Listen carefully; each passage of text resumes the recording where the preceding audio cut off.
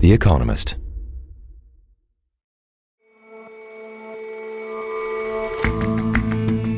Hello and welcome to The Intelligence from The Economist. I'm your host, Jason Palmer. Every weekday, we provide a fresh perspective on the events shaping your world.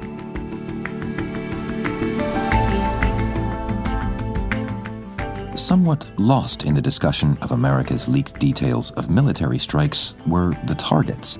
The Houthis in Yemen have been strengthening even as other Iranian proxies have waned, and American attacks are so far proving counterproductive. And entertainment aimed at Christians is having a moment, particularly on the small screen. Our correspondent looks at why Jesus remains such a bankable star.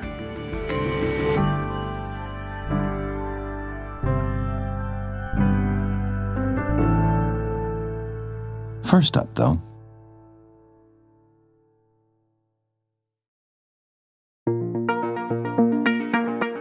in lots of European countries, hard-right parties have been gaining a lot of ground, even getting into government. So when Donald Trump was re-elected on a platform of nationalist populism with a generous dose of anti-wokeism, Europe's hard-right leaders felt it was a boost. But then he took office, shook up the transatlantic order, undermined NATO again, and Ukraine, and showed cynical, history-free opinions on the continent. The European Union was formed in order to screw the United States. I think they've been freeloading. The European Union's been absolutely terrible to us on trade. Terrible. Where Mr. Trump hammered the EU on trade, his Vice President, J.D. Vance, took up the culture war stuff. Europe is at risk, I think, of engaging in civilizational suicide. So those hard-right leaders who may once have seen a comrade in arms are learning that not all populist or nationalist or nativist or isolationist visions line up neatly. Giorgia Meloni, Italy's Prime Minister, and Marine Le Pen, the candidate who's currently leading polls for France's next presidential election, are arguably two of the most important hard-right figures in Europe. One of them runs a major G7 economy, and the other one could do, possibly, at the next election. Sophie Petter is our Paris bureau chief. Both of them also share some views with the Trump administration or the MAGA movement, notably on cultural and social issues. But both of them are now stuck in a slightly awkward position. They are pulled between American and European interests. Right, Sophie, let's start with Giorgia Meloni. How has she dealt with the Trump administration, the Trump effect so far? Well, she very much sees herself as a friend of Donald Trump, and she's spoken out in support of his political values, especially on cultural issues. That the political and cultural battle for conservative values is not just an American battle. It is a Western battle. But she's also made plain her discomfort with Europe's quite assertive response to Trump. I can recall a meeting in Paris, one of the first meetings about boosting support for Ukraine, and she turned up nearly an hour late to the Élysée Palace, and that was very much noticed. She had apparently objected to the format. This was the beginning of Europe's effort to think outside the European Union. But even when Keir Starmer, Britain's Prime Minister, held a different meeting shortly later, she still only confirmed her attendance very much at the last minute. So she has in some ways done an about turn on Ukraine. She was supportive when it was Joe Biden's administration, but now she's out of step with other EU leaders as they try to step up in the face of American disengagement. For example, she has said that she won't contribute Italian troops to this idea of putting a peacekeeping force on the ground. That's the Franco-British idea. She opposes the confiscation of Russian assets, which were frozen under EU sanctions. What it looks like is that she doesn't want to upset Trump. And how is that evident tension affecting her standing at home? Well, it's very complicated. She runs this quite unwieldy coalition, and Matteo Salvini, who's the leader of the hard-right League Party, he is one of the deputies who have condemned Europe's programme, which is known as ReArm, to boost defence spending across the European Union. Salvini is much more in tune with public opinion on this, actually, and that makes it difficult for the Prime Minister, Giorgia Meloni. I think there may also be another reason. This was put to us by a head of a think tank in Rome, that Meloni, in a way, has been struggling with her past image as a toxic far-right leader. And by backing Ukraine, that was a way of gaining credibility with other EU leaders. But that since the current administration has come into office, she has actually tried to shift closer to their position, and that has put her at odds with the European Union. So it is very complicated for her, and it's complicated in both directions. She's not proved as close to Trump as she might have hoped, but she's also now distanced herself from a lot of EU leaders. And what about the complications as regards Marine Le Pen? A little closer to home for you. Well, it's interesting in many respects. I mean, don't forget she's an opposition leader, for one thing. So she's not in a position of power, at least not yet. And her geopolitical background is very different in a sense that she's always distanced herself and her party from the transatlantic alliance. She has been closer to Russia in the past. Before Putin invaded Ukraine in 2022, she had not only taken a bank loan from a Russian bank, which she's now repaid, but she also put in an election flyer a photograph of her with Putin, which had to hastily be shelved for obvious reasons. And it's interesting that in a recent parliamentary vote in support of Ukraine, her party, the National Rally, abstained. So in a sense, this distance from America and the North Atlantic Alliance has made it easier for her to criticize Trump. And that also puts her in tune with French public opinion. There was a recent poll which suggested that 73% of the French think that America is no longer an ally of their country. But does that keep her in line with the opinions of the party that she's leading? Well, to be honest, her party is very torn, and often it depends who you talk to get a sense of where they want to position themselves. A lot of the party figures, they admire Trump for what he's done, getting elected again, how to win elections, how to use quite simple slogans to rally popular opinion during an election campaign. But it's also difficult because Trump's extreme views and actions have been an embarrassment for the party. There was a moment when Jordan Bardella, who is Marine Le Pen's party president and her 29-year-old protege, traveled to Washington for the National Conservative Convention, but decided to leave when Steve Bannon, Trump's former aide, made what looked like a Nazi salute. So he never took part in the event, having promised that he would. It's awkward for Le Pen because she has wanted to detoxify her party and improve its image at a time when it remained still tarnished by the past fascist and neo-Nazi associations. And in the last month, her opinion polls have dropped by 2 percentage points, according to a recent poll. These are two very sort of pointed case studies, but I guess the question is the broader one about the right in Europe, which has been in the ascendant for some time. It is. And of course, I suppose the point is that when Trump was re-elected, there was a sense in which all of the nationalist right would do well on the back of his success.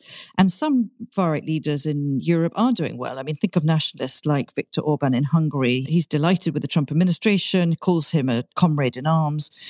If you look at Germany, the AfD, that's the far-right opposition, its leader, Alice Weidel, has been absolutely championed by Elon Musk. But I think for these two leaders, Meloni and Le Pen, Trump is turning into what could be a real headache, and mainly because Europeans just don't like Trump. If you look at a recent poll, just 6% of the French and 8% of Italians think that Trump is a friend of Europe. And that kind of nationalism is very different from the American nationalism that Trump champions. So I think that the damage that could be done to the nationalist movement is something we can't underestimate. We have to keep a very close look at. Sophie, thanks as always for your time. Thanks, Jason.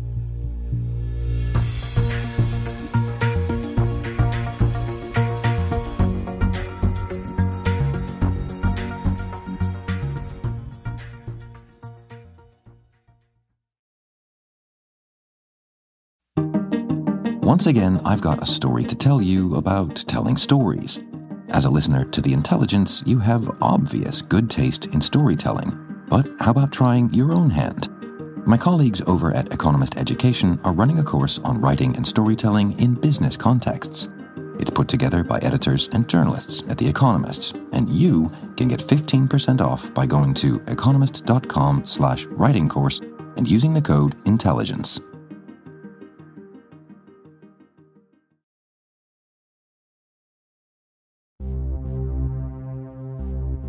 That chat on Signal between senior American officials that was leaked by The Atlantic magazine, it was an egregious security breach.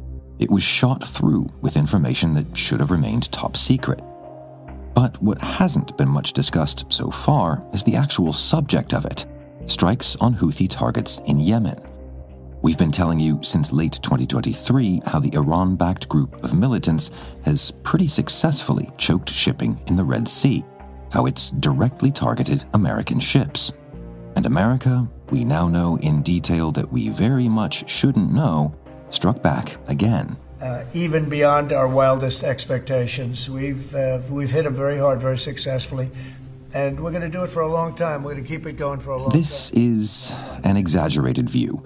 American strikes are not having their intended effect. If anything, they've been like swatting at a hornet's nest. Iran has had a string of satellites and proxies across the region. It's had Hezbollah in Lebanon, Hamas in Gaza, Iraqi Shia forces. Nicholas Pelham is a Middle East correspondent for The Economist. Perhaps the most prominent at the moment are the Houthis, the Yemeni forces who control much of Yemen. And as Israel has pulverized Gaza and severely weakened Hezbollah, that's left the Houthis as perhaps the kind of preeminent force within Iran's so-called axis of resistance. But why would you characterize them as the preeminent force? What is it that gives them the power you seem to be hinting at? In part because they still are in power. They're a government. They control 25 million people, the bulk of Yemen's population. They control the territory that runs along the Red Sea and into the hinterland. It's a jagged mountainous territory, which is really hard for any outsiders to control. And they've been able to essentially maintain their grip on a choke point through which much of global shipping runs, the Bab el-Mandeb, the entrance into the Red Sea. And is that why America has chosen to strike again? I mean, what do you think America was trying to achieve with those most recent strikes? First, they wanted to open the Red Sea. They wanted to ensure that something like 12% of global trade that runs through those shipping lanes was open. Until now, a lot of that shipping, because of the Houthi attacks, has been routed had to go around Africa. They also wanted to show and demonstrate American naval prowess. And perhaps most importantly, they wanted to maximize pressure on Iran. The thought being that if you can weaken Iran's proxies in the region, you're also going to weaken the headquarters in Tehran and weaken the Ayatollah's hand ahead of any nuclear talks that might materialize. But you hinted before that American strikes hadn't achieved what was intended. I mean, are they now? Are those goals being achieved, do you think?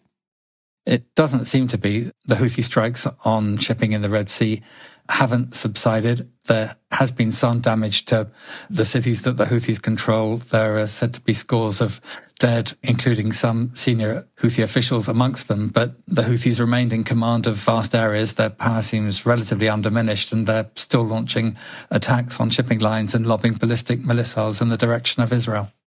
So the strikes have acted essentially only to anger, to embolden the Houthis? It seems like that. The Houthis' negotiating position hasn't really shifted. They say that they're going to maintain their attacks on shipping and Israel until Israel ends its blockade of aid into Gaza and reimposes the ceasefire. That's been their position really since the start. And the Houthis have been around for decades. Despite the firepower that's been aimed at them, they've only taken on ever stronger foes. They first fought the Yemeni government, then they fought the Saudis and the Emiratis, and now they're taking on America and Israel. And it's that defiance that's earning its support all the way from Algeria to Afghanistan. And right now, America's bombardment just reinforces the Houthi message that the infidel is attacking believers. So, yeah, I think it's fair to say that the Houthis are stronger than a year ago, and it could mean they'll increase their pressure in line with America's. Which is a recipe for nothing more than escalation, am I right? I mean, what do you see happening next? It certainly feels like that. Mr. Trump is expanding his threats. He's promising to hold Iran to account for Houthi attacks. He's warning of dire consequences. And yet that approach only seems to be hardening the mullahs' hearts. It's not too far-fetched to imagine that Iran may counter.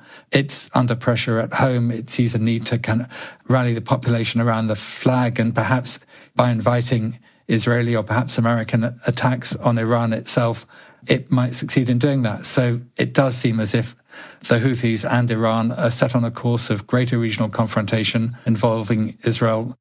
The Houthis have made indirect threats that if there is escalation, they could fire again at Gulf cities and oil terminals.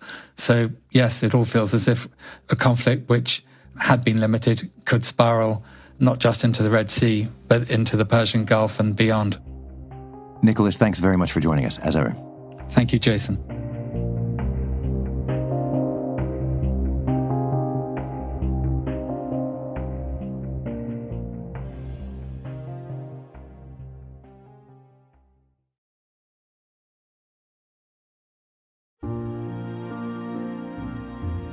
There are many signs that Christian television shows are having something of a moment. But the biggest sign is definitely the beards, which are currently everywhere. Catherine Nixie is a culture correspondent for The Economist. Switch on House of David, and you will be offered biblically big beards, alongside biblically big battles, in a retelling of the story of David and Goliath. Try The Chosen, and you will get big beards, this time starring alongside big bad Romans, in its retelling of the story of Jesus.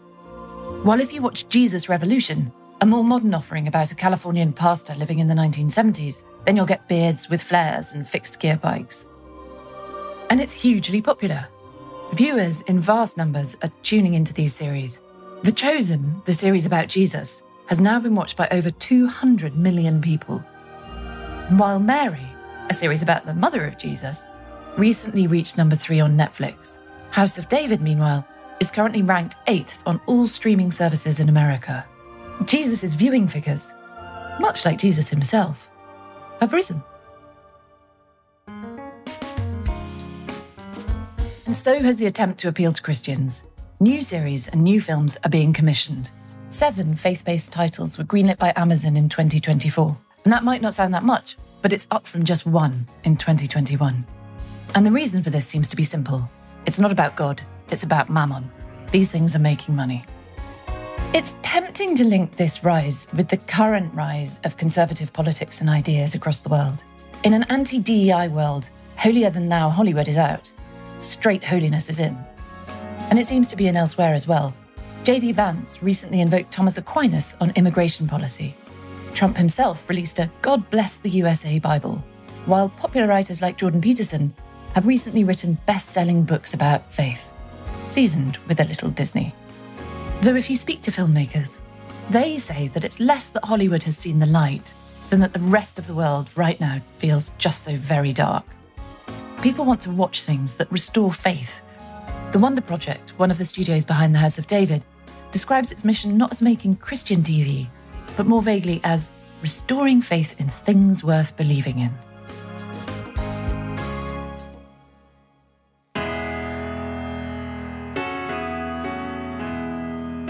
One of the things that these series restore faith in is profit margins. Faith-based shows are making money, and they've proved profitable for 2 main reasons. Firstly, they're cheap and relatively simple to make. The story of Jesus doesn't rely on that many special effects. Water, even when it turns into wine, isn't expensive. And they don't really need big-name celebrities. As founder of the world's largest religion, Jesus offers name recognition enough. Plus, there's a ready-made market for them. 62% of Americans still identify as Christian, and they're really not that well catered for by Hollywood. It can be tricky to make television from Christianity's holy book. Not all of these films do. Some of them offer biblical stories. Others offer what's usually called Christian values. In other words, they're low on sex and violence and high on the feel-good factor. There might be some nasty moments in them. Goliath would probably dispute the idea that these films aren't violent. But the violence is contained within a pleasing narrative story arc in which villains are vanquished and good eventually triumphs. It's easy to see, though, why streamers might want their shows to diverge from the straight biblical texts. as adapting biblical stories can be tricky. God might have made heaven and earth, but he doesn't always make the best screenwriter. Some lines, such as Jesus' cry in Luke 23:34, "Father, forgive them, for they know not what they do," are clearly ready for their close-up. Other lines, such as Leviticus 18:17, do not have sexual relations with both a woman and her daughter, would probably require a little workshopping. None of this is new. Christians have always pillaged their sacred texts for entertainment and enlightenment. From medieval mystery plays to epics such as Quo Vadis from the 1950s, and on to more recent films such as Mel Gibson's 2004 The Passion of the Christ. This has been happening for a long time, with varying degrees of critical success. These films and series tend to be either panned or just completely ignored by non-Christians. Still, such critical slings and arrows make little difference. Quo Vadis was the highest-grossing film of 1951, while the viewing figures of The Chosen and House of David continue to climb. In television, as in history, a little persecution seems only to deepen Christian fervour.